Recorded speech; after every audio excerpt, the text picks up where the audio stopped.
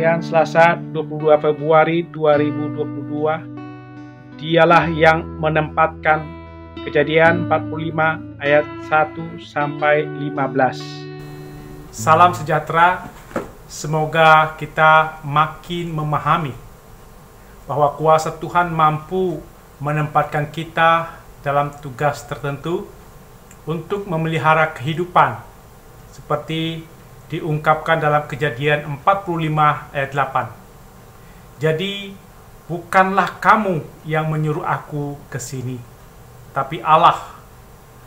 Dialah yang telah menempatkan aku sebagai bapa bagi Firaun dan tuan atas seluruh istananya dan sebagai kuasa atas seluruh tanah Mesir.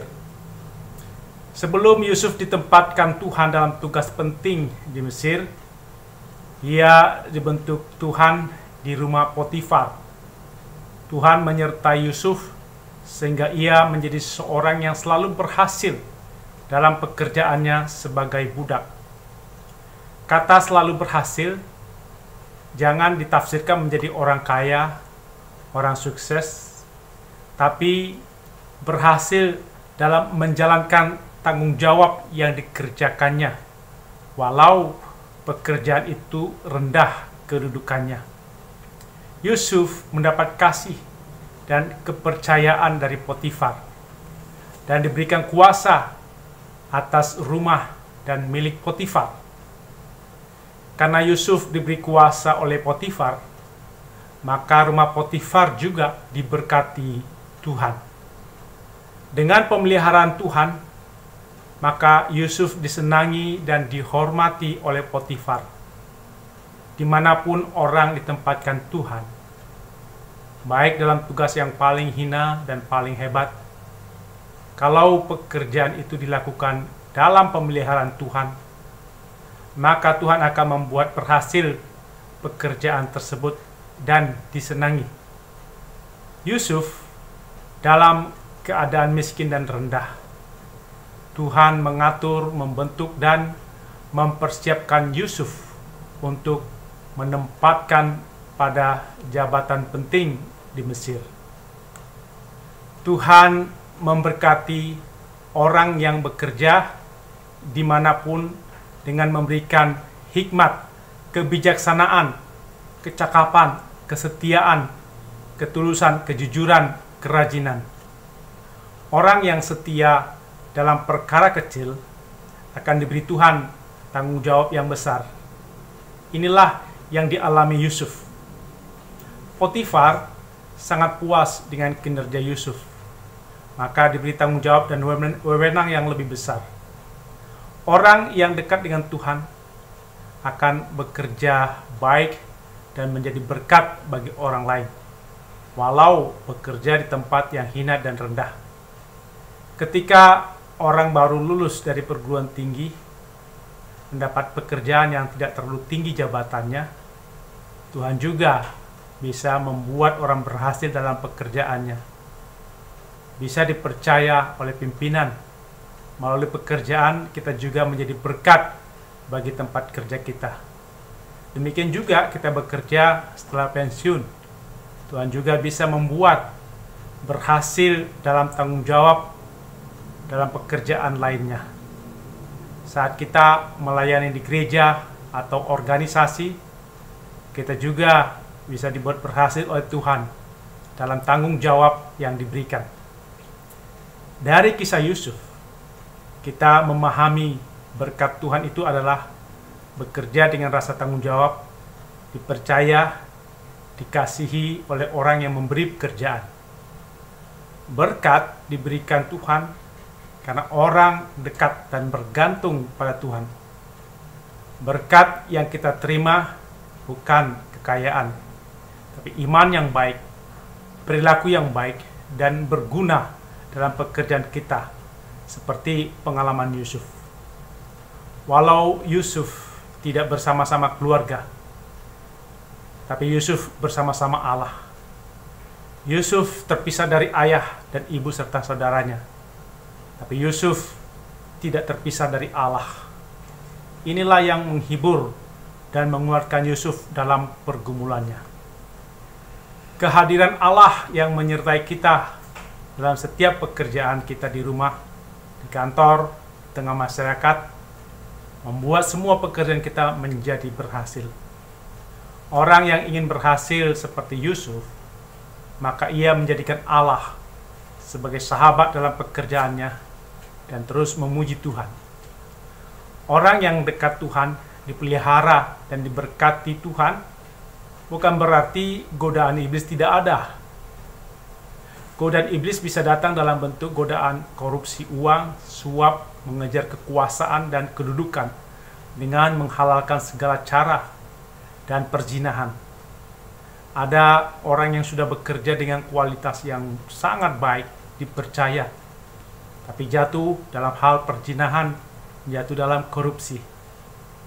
Iblis menjatuhkan manusia dengan cara menawarkan kesenangan-kesenangan yang menyesatkan. Iblis terus-menerus membujuk Yusuf untuk melakukan perzinahan melalui istri Potifar. Tapi iblis tidak dapat mengalahkan Yusuf, sebab Allah menyertai dan menjaga Yusuf. Dengan kasih karunia Allah, Yusuf dimampukan menolak bujukan iblis. Yusuf sangat menghormati Allah dan tidak mau berbuat salah terhadap Allah dalam pekerjaan. Dan ia juga menghormati Potifar yang sudah memberi kepercayaan padanya. Yusuf mampu menghindari godaan iblis dengan cara tidak mendengar bujukan iblis. Kita belajar dari Yusuf untuk menolak bujukan iblis dalam rangka menghormati Allah dan minta penjagaan Allah dari bujukan iblis. Orang yang bergantung pada Tuhan jangan pikir akan bebas dari cobaan. Buktinya, Yusuf yang telah menolak bujukan iblis selanjutnya mendapat cobaan fitnah dari istri Potifar. Istri Potifar menuduh Yusuf telah mempermainkan dirinya dan mendekati dirinya. Atas fitnahan istri Potifar, Yusuf dimasukkan dalam penjara. Apakah dalam penderitaan Yusuf, Allah tidak menjaga, memelihara Yusuf agar tidak masuk penjara dan bisa dibebaskan dari menjadi budak Potifar? Allah tetap menjaga dan memelihara Yusuf dengan cara menempatkan Yusuf dalam penjara tempat tahanan raja dikurung. Yusuf tetap diberkati Tuhan, dilimpahkan kasih setia Tuhan, dan segala pekerjaan di penjara dibuat Tuhan berhasil. Yusuf menjadi kesayangan kepala penjara dan dipercaya untuk mengurus seluruh pekerjaan di penjara. Yusuf juga berkenalan dengan pegawai istana yang ditahan dan menjadi sahabat. Tuhan yang mengatur agar Yusuf berkenalan dengan pejabat istana yang dipenjara dan gelisah karena mimpi mereka. Melalui seorang juru minum yang dijelaskan arti mimpinya, Yusuf meminta tolong agar diceritakan tentang dirinya kepada Firaun agar dikeluarkan dari penjara karena Yusuf tidak bersalah. Ketika mimpi Firaun tidak ada yang bisa menjelaskan, maka juru minum teringat pada Yusuf dan menceritakan pada Firaun. Setelah menjelaskan arti mimpi, maka Yusuf dipercaya oleh Firaun untuk menjadi pejabat. Allah yang bekerja melalui mimpi Firaun, dan melalui Firaun Allah mengangkat Yusuf menjadi kuasa atas seluruh tanah Mesir. Inilah cara Tuhan memelihara kehidupan agar terhindar dari kelaparan yang akan terjadi. Tuhanlah yang mengatur dan menempatkan Yusuf sebagai bapa bagi Firaun dan tuan atas seluruh tanah Mesir. Dalam kehidupan sehari-hari, kita juga mengalami fitnah di kantor, di gereja, di masyarakat. Walau kita sudah berlaku jujur, bertanggung jawab, tetap saja fitnah, berita palsu menimpa kita. Bahkan ada orang yang dipenjara walau tidak ada kesalahan. Tapi kuasa Tuhan akan menetapkan di mana kita berada. Tuhan yang mengatur langkah kita. Di dalam tangan kasih-Nya selalu memimpin langkah pekerjaan, pelayanan, dan kehidupan kita. Di dalam badai kebencian, fitnahan, kita tidak takut. Tuhan yang memimpin, seperti ungkapan dalam NKB 188 ayat 1. Tiap langkahku diatur oleh Tuhan, dan tangan kasih-Nya memimpinku. Di tengah badai dunia menakutkan, hatiku tetap tenang teduh. Tiap langkahku, ku tahu yang Tuhan pimpin. Ke tempat tinggi ku dihantarnya,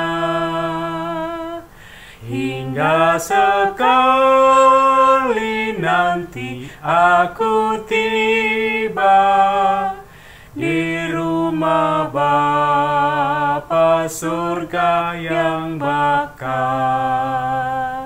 Amin. Mari kita berdoa.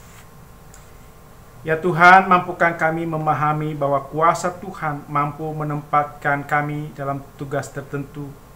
Kami belajar dari pengalaman Yusuf yang dibentuk Tuhan dalam tugasnya sebagai budak. Tapi Tuhan menyertai dan membuat berhasil dalam pekerjaannya. Buatlah kami berhasil dalam menjalankan tanggung jawab yang diberikan, berhasil dalam pekerjaan dan pelayanan kami.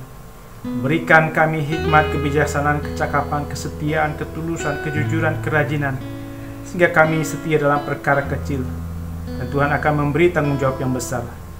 Tuhan yang mengatur, menetapkan langkah-langkah pekerjaan pelayanan yang kami lakukan di rumah, tempat kerja, di gereja, dan di masyarakat.